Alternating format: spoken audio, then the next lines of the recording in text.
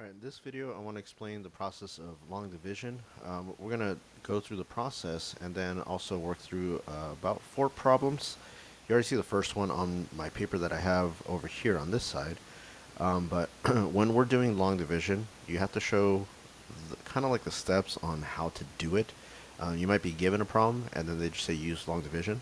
Well, as long as you're aware of these 4 steps, which I have here in the box, and then you have the first letter of each highlighted and underlined, then you'll be able to follow the process. Now, I just want to make sure you're aware of the terms. When you have two numbers that you're dividing, right, you need to know how to convert that or how to make it look like a fraction or eventually to turn it into a long division problem. Now, 962 divided by 26 can be rewritten a couple different ways. I'll show it as a fraction. 962 over 26. These are the same. And so you have 962 as a numerator and then 26 as a denominator. However, when we are using long division, you're going to see words like this, dividend and divisor. So the dividend is the same thing as the numerator, and the divisor is what you would typically see in the denominator. And so I want to make sure we catch on to where things are going to go inside a long division problem.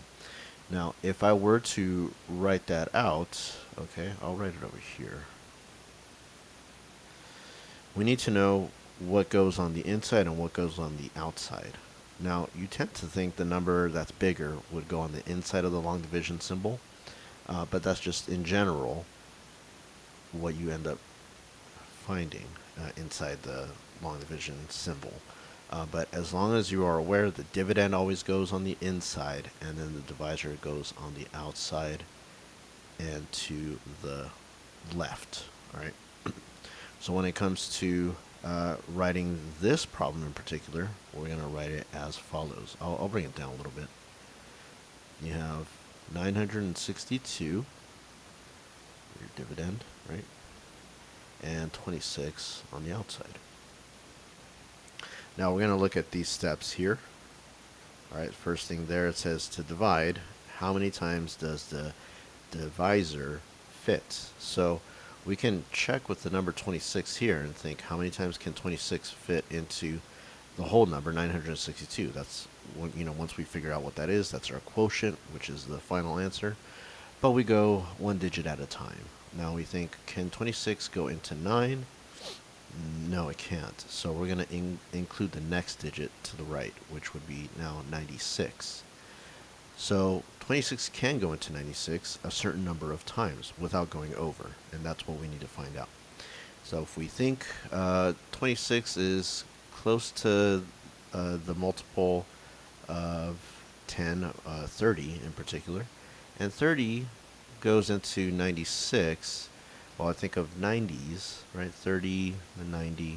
I can think of 26 going into 30, or sorry, 26 going into 96 about 3 times. All right, so I'm going to start off with 3. Okay. Then I multiply the divisor by that quotient, by that first digit. Now, that's the first part of our quotient, and we're going to multiply it and see what we get. If I multiply the 6 times 3, I'll get 18. And that 2 times 3 is 6, but we're talking about 20, okay? 6 is in the ones place, 2 is in the tens place, right? So 6 times 3 is 18. 20 times 3 is 60. So 18 plus 60 is 78. All right, right below.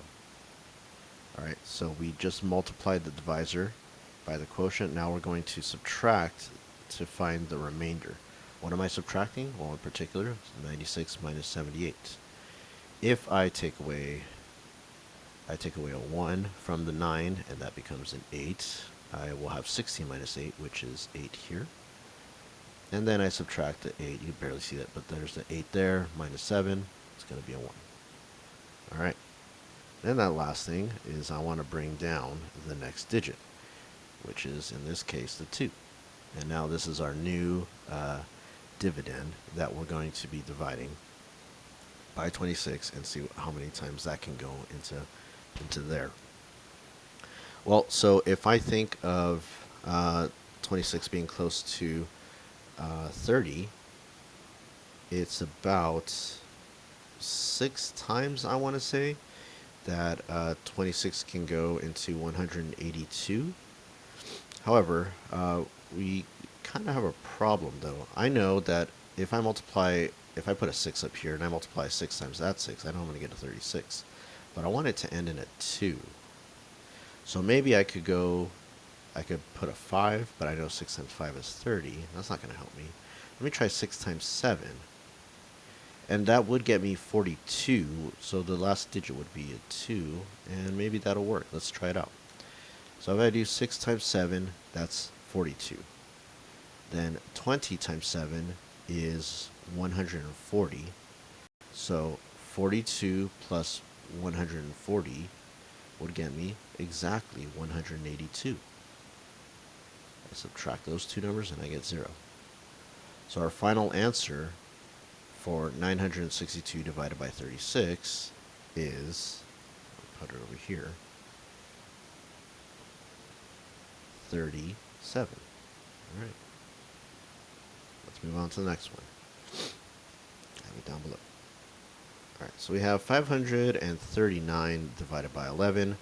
I'm going to do the same process. I make sure that the number that I put on the inside is the dividend, which in this case is 539, and then the divisor will go on the outside and to the left. So I want to think how many times first, going back up here, how many times does the divisor, 11, fit into 5? Well, that can't work.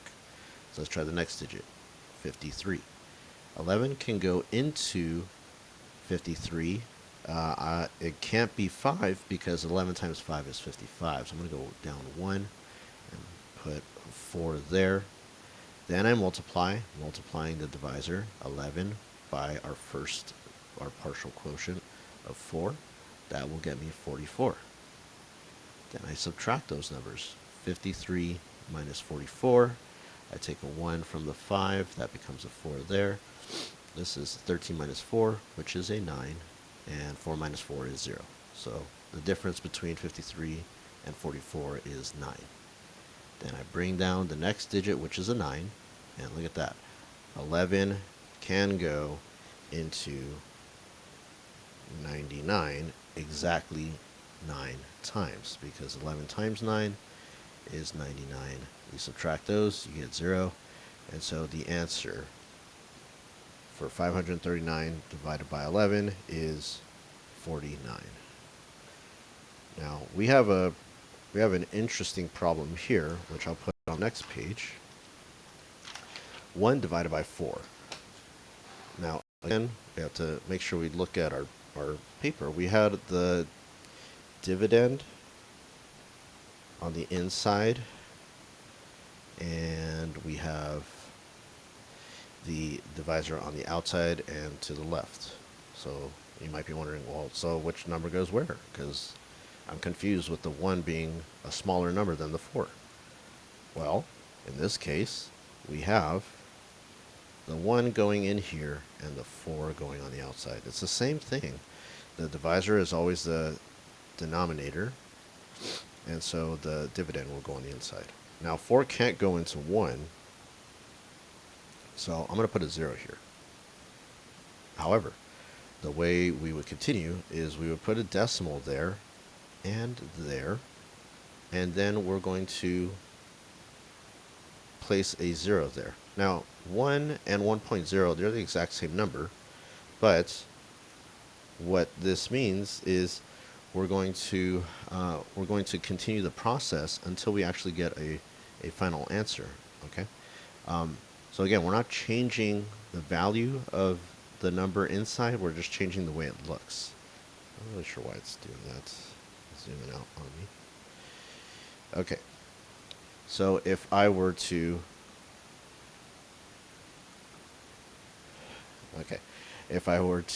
continue on, let's pretend that this number is a 10.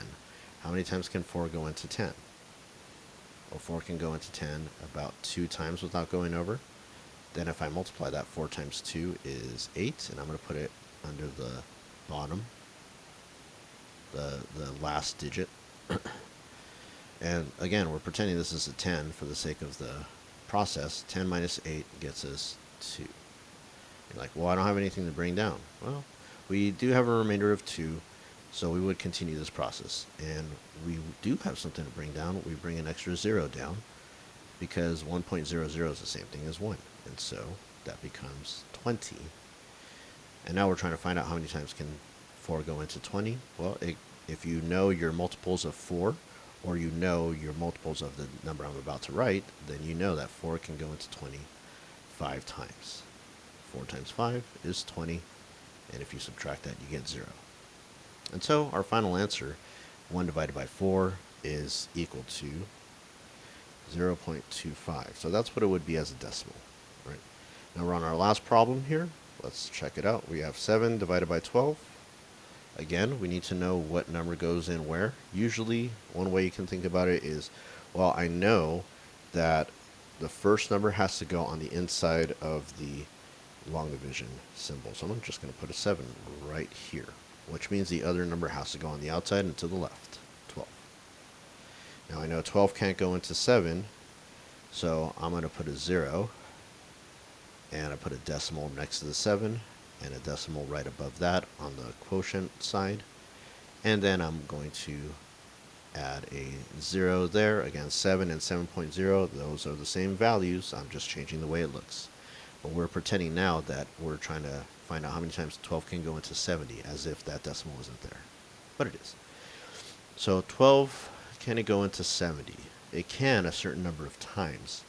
Now I know 12 times, or 10 times 6 is 60, and 10 times 7 is 70.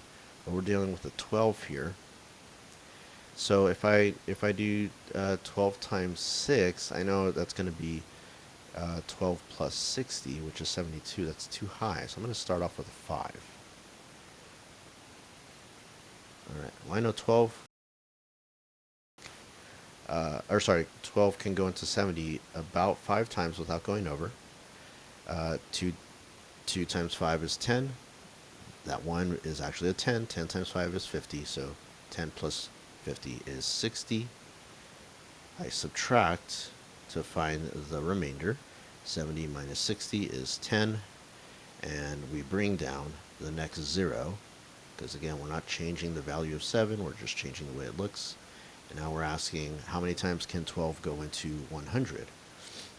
If I do 12 times 9, I'm going to get a value greater than 100, because 2 times 9 is 18, and 10 times 9 is 90, and if I add those, I'll get 108. That's too high, so I'm going to try an 8.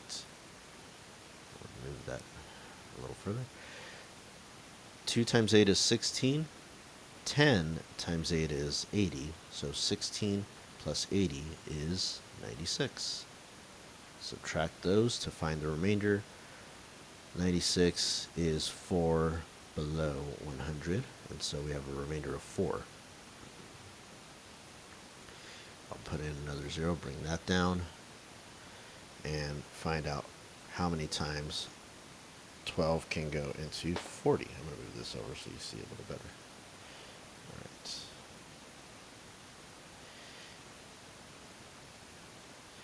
So 12 can go into 40 about 3 times, because I know 12 times 4 is 48. That's too high, so 12 times 3 is going to get me 36. Subtract that to find the remainder. 40 minus 36 is 4.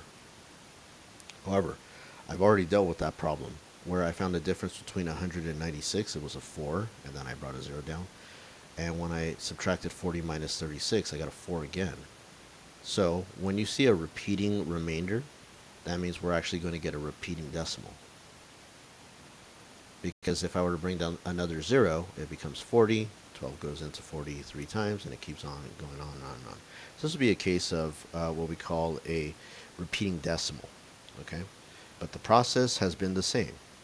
You understand where which digit goes inside the long division symbol and which one goes on the outside and to the left, and we can find our answer. So our final answer is going to be 0.83.